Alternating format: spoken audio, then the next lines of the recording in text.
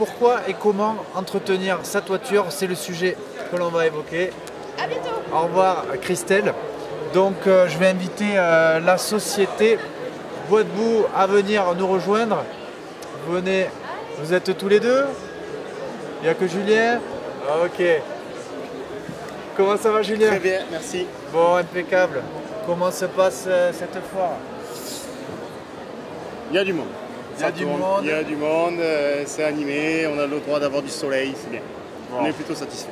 Impeccable. Bah, écoute, je t'invite à saluer voilà, tous les gens qui nous rejoignent sur Facebook. On a relevé un gros challenge, c'est faire 16 heures de live pour faire des interviews de professionnels locaux, de qualité, passionnés, pour donner des conseils aux gens pour améliorer leur habitat. Ouais. Et donc, j'aimerais bien que tu puisses, avant qu'on aborde le sujet de la toiture, pourquoi et comment l'entretenir, que tu te présentes et que tu présentes la société Bois Debout, voilà qui tu es. Et voilà, pourquoi tu fais ça? Pourquoi je fais ça? Je fais ça parce que déjà je suis un passionné. Issu de la formation compagnonique, passionné par le bois, passionné par mon métier, donc charpentier à la base. J'ai voulu développer un petit peu au-delà de la charpente, donc m'attaquer à la couverture, à la zinguerie. Et plus particulièrement maintenant aussi s'étendre sur les aménagements extérieurs, les tours de piscine, les abris, les pergolas, tout ça. Tout ce qui touche au bois, c'est ma passion, c'est mon dada et voilà. Je suis un vrai passionné. Tu fais tout, tu conçois, tu réalises. Exactement, du début jusqu'à la fin. Relations clientèle, études, maîtrise, chiffrage et livraison du chantier. Génial. Entreprise familiale avec ta compagne? Entreprise, oui, avec ma femme, avec mon épouse. Donc ça va faire, on est sur notre 10e année. C'est beau. Voilà, donc tout va bien à ce niveau-là. Tout se passe très très bien. Parfait, donc Société Bois Debout, on a choisi un sujet, bon vous avez vu que sa palette de prestations est relativement large, mais on voulait parler de la toiture, voilà, parce que c'est ce qu'on a sur la tête, c'est important. C'est important, mais pas vraiment pour tout le monde en fait. Pas vraiment. C'est un peu le sujet oublié, c'est un petit peu le point de la maison négligé. On pense souvent à nos façades, on pense souvent à nos menuiseries, on pense souvent à repeindre ou à refaire le portail. Et la toiture, c'est un petit peu le point oublié qui est en haut de la maison et on n'y prête guère attention. Et c'est un peu quand même un des points primordiaux de notre habitation qui met à l'abri nos plafonds, notre isolation, nos systèmes électriques. Donc c'est un point à ne pas négliger. Super. Alors pourquoi et comment entretenir sa toiture? Alors Julien, comment on fait? Comment on fait? On peut le faire tout seul via des tutos, effectivement, c'est possible. Moi je le ferai pas. Sinon, déjà, c'est dangereux. On fait appel à des professionnels. De préférence, faire appel à des professionnels de votre région. Moi, je conseille d'éviter les entreprises de passage ou qui arrivent de loin, les démarchages porte à porte. Dans la région, dans le Tarn, dans le Midi-Pyrénées, sur l'Albigeois, sur le Gaillacois, il y a des entreprises spécialisées en charpente couverture qui sauront être de bons conseils. Aujourd'hui, à 95%, un devis est gratuit. Ça n'engage en rien. Vous pouvez appeler un professionnel, quel qu'il soit. Il viendra, il fera un diagnostic de votre toiture et il vous établira un devis. Ça sera gratuit, ça n'engage que vous. Mais il vous dira dans quel état est votre toiture et qu'est-ce qu'il faudrait faire pour éviter des dégradations futures. Mais alors, pourquoi il faut entretenir sa toiture? On dit, ah, les tuiles, c'est de l'argile, c'est solide, ça ne bouge pas. Qu'est-ce qui peut se passer alors? Pourquoi il faut l'entretenir, Julien, la toiture? Qu'est-ce qui peut arriver? Ce qui peut arriver, c'est qu'on a des phénomènes dus à la pollution qui vont noircir ces tuiles, qui vont du coup privilégier des dépôts de mousse qui sont surtout faits sur des toits peu exposés au soleil. D'accord. Donc ça nous fait des grosses mousses vertes qui font des points d'eau, des points de rosée et qui altèrent justement cette argile. D'accord. C'est sans arrêt en contact avec l'humidité, ces mousses conservent l'humidité dessus, altèrent la tuile, la rendent friable. D'accord. Et donc poreuse dans le temps. La nature reprend le dessus sur la tuile, quoi. Voilà. À côté de ça, on a aussi les lichens qui, eux, sont essentiellement déposés par les excréments d'oiseaux. Les excréments d'oiseaux peuvent créer des lichens, la pollution. C'est quoi un lichen? Un lichen, c'est une sorte d'algue. C'est une plante qui va se coller dessus, qui est blanchâtre ou jaunâtre souvent. Ça fait des taches jaunes et qui se dispersent sur la toiture. D'accord.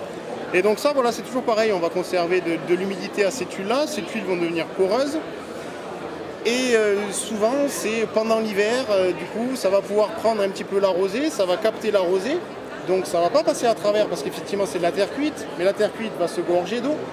Et au milieu de la nuit, quand on va passer en température négative, ça va péter parce que ça va geler. Ça y est, j'ai compris maintenant pourquoi il faut entretenir sa toiture. Oui, il faut contrôler. Il faut une maison neuve qui a moins de 10 ans, effectivement, vous avez très peu de soucis à vous faire. Vos tuiles ont moins de 10 ans, elles sont parfaites, il n'y a aucun problème. Passé 10 ans, je préconiserais de la faire contrôler au moins tous les 5 ans, mais dans l'idéal, ça serait tous les 2 ans. D'accord. Et une maison qui a plus de 20 ans, 30 ans, faites-y faire un contrôle annuel. Au pire, ça vous fera une petite intervention, vous aurez un couvreur qui montera dessus, qui remettra les 4 tuiles en place, qui vous dira où on en est, qui vous changera 3 tuiles si besoin est. Mais voilà, entretenez la toiture. Donc une toiture, si elle n'est pas entretenue, elle n'est pas juste sale, elle se dégrade plus vite. Elle se dégrade plus vite, oui. Mais aujourd'hui, c'est pas dans les mœurs. Votre automobile, tous les 4 ans, vous la faites contrôler par un contrôle technique. Voilà. Vous n'avez pas le choix, tous les 4 ans, il y a un contrôle technique, on vous dit où elle en est. Votre toiture, non. Et du coup, on peut laisser des toitures 30-40 ans sans s'en occuper. Et généralement, on appelle le professionnel quand on a des fuites. Mais c'est trop tard. C'est trop tard, il nous faut changer beaucoup de tuiles, il faut faire un gros travail de nettoyage parce qu'il y a beaucoup de mousse. Et effectivement, les travaux sont un peu plus onéreux. Si vous la faites contrôler régulièrement, ça sera beaucoup plus simple. D'accord. Faire traiter sa toiture avant que les nettoyage. mousses... Donc tu préconises donc au-delà de la visite de contrôle, un entretien de toiture, il faudrait le faire idéalement tous les combien pour tirer parti au maximum de sa Il y en a certains qui vont vous dire qu'il faudrait le faire tous les 2 ans. Bon, moi je pense qu'on n'en est pas là. Je vous dis voilà, moi dans l'idéal, je dirais tous les 5 ans. Tous les 5 ans, vous faites appliquer un produit anti-mousse de prévention et les mousses ne s'y poseront pas. Mais il ne faut pas attendre qu'il y ait des mousses, il faut le faire avant. De base, une tuile neuve, elle n'a pas ses produits anti-mousse ou elle a, ça s'enlève avec le temps? Ça s'altère avec le temps, oui. Ok. Après, une toiture qui effectivement est exposée plein sud, où on n'a pas de végétaux dessus, elle aura moins tendance à se dégrader qu'une toiture qui est dans des sous-bois, où il y a beaucoup d'ombre, beaucoup d'humidité. La mousse, c'est comme dans vos jardins, elle privilégie les endroits ombragés. Les conditions climatiques qui favorisent la création de la vie. C'est ça, tout à fait. Mais oui, voilà, tous les ans, tous les 2 ans, tous les 5 ans, faites-le. Faire venir un professionnel.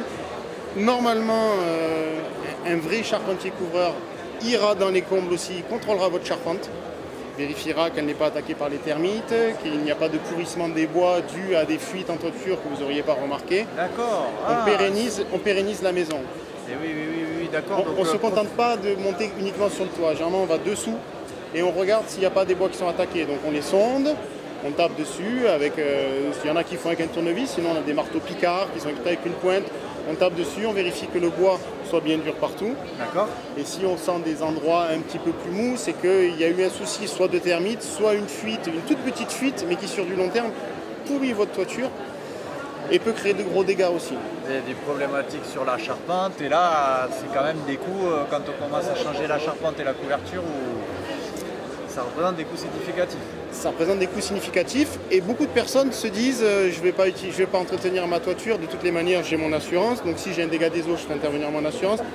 Une assurance, si une toiture n'a pas été entretenue correctement, peut ne pas couvrir les réparations de la toiture en disant attention, c'est de votre faute, vous n'avez rien fait pour votre toiture, vous avez laissé ça faire, donc l'inspecteur va venir, il va se rendre compte que les bois étaient bien pourris, que ça fait longtemps qu'il y a cette fuite. Et c'est de votre faute. C'est de la négligence. C'est de la négligence, exactement. D'où l'intérêt d'anticiper tout ça. D'accord. Toi, tu proposes du coup des contrats d'entretien biannuels ou c'est dans la durée pour l'entretien de toiture. Au final, je suis en train d'avoir cette idée. J'ai du mal à rentrer dans ce concept de pousser à la consommation. Moi, je veux laisser libre choix aux clients. Donc, je les informe, je leur dis... Si vous souhaitez, vous pouvez m'appeler, moi je me rendrai disponible, je viendrai. Mais faire signer des contrats, j'ai un peu du mal. Ça ne fait pas partie de ma philosophie. Mais il y en a qui le font. Ça pourrait être une bonne idée aussi, effectivement. Mais après, j'ai beaucoup de clients chez qui je suis les toitures. Ils m'appellent régulièrement. Je leur ai expliqué que l'idéal, c'est soit de m'appeler en fin d'automne Donc avant l'hiver, vérifier. Mais encore un conseil d'expert, quel est le meilleur moment du coup pour faire visiter, contrôler sa toiture? Alors, si vous avez une maison qui est proche d'arbres, où il y a beaucoup d'arbres autour, faites-le à la fin de l'automne. On va nettoyer les gouttières, on va nettoyer la toiture, on va enlever toutes ces feuilles qui pourraient altérer les écoulements des eaux et créer des fuites sur les hivers ou sur les neiges ou sur les fortes pluies.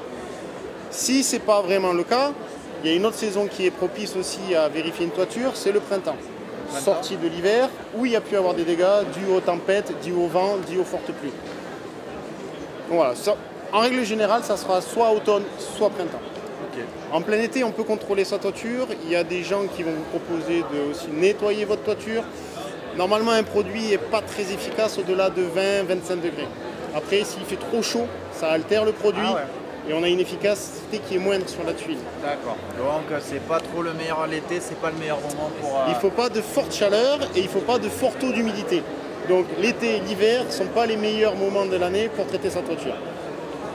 Ok, donc toi du coup avec toute ta palette de prestations, c'est les moments qui sont les plus propices pour faire ça. Exactement. L'été, on est souvent de toutes les manières dans les jardins des clients à leur faire des beaux tours de piscine, des belles terrasses en bois.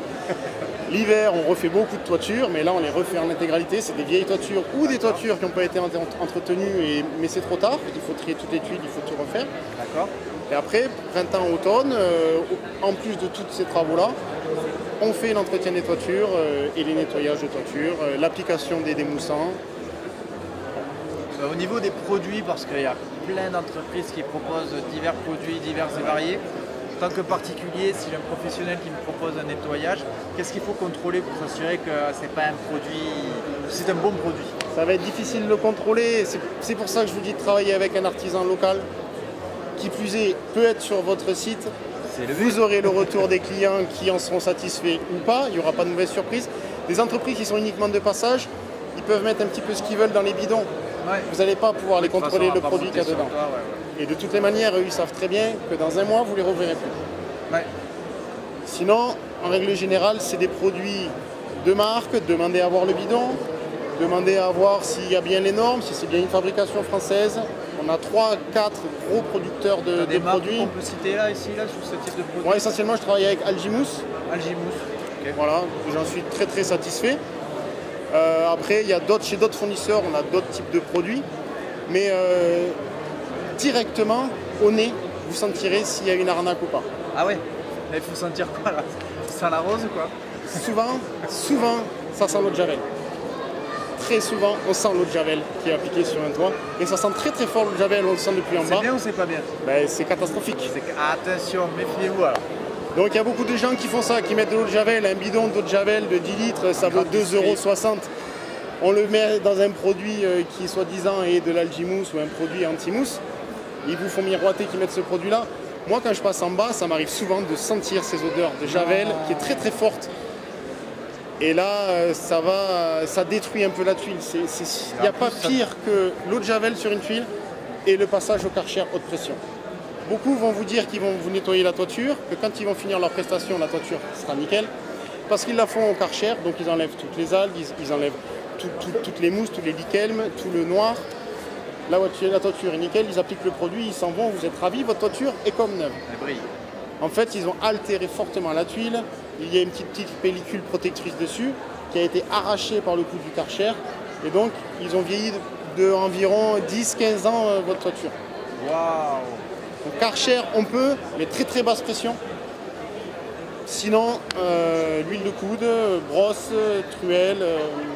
Ah ouais. Moi, je nettoie mes toitures à la main. À la main? Oui, j'utilise pas de Karcher ni de haute pression. Je fais tout à la main, je gratte tout, je nettoie tout, j'évacue tout. Et une fois que tout est à peu près propre, les petits restes de dépôt de lichen, eux partiront avec le produit qui met en règle générale 4 au plus tard 6 mois pour agir. Donc quand je repars, effectivement, la toiture n'est pas nickel, mais le travail a été bien fait et c'est le temps qui va faire. Et donc les fabricants et les vendeurs de produits le mettent bien sur leur bidon. Il faut en règle générale 4 mois pour qu'une toiture reprenne un aspect propre. C'est génial. En tout cas, vraiment, Julien, je regarde au niveau du timing, on est parfait. Je ne savais pas si au niveau de la toiture, on allait arriver à trouver autant de choses à raconter. Ben, je te remercie parce que j'ai appris plein de trucs. C'est avec grand plaisir. Donc voilà, j'espère que vous aussi vous avez appris plein de choses. Donc pour te contacter, tu peux rappeler les coordonnées de ta société? Société Bois Debout, basée à Albi, et vous avez le site internet www.boisdebout.fr ou alors au 06 32 43 57 49. Parfait. Merci beaucoup Julien, avec plaisir. bon salon, Merci. c'était sympa.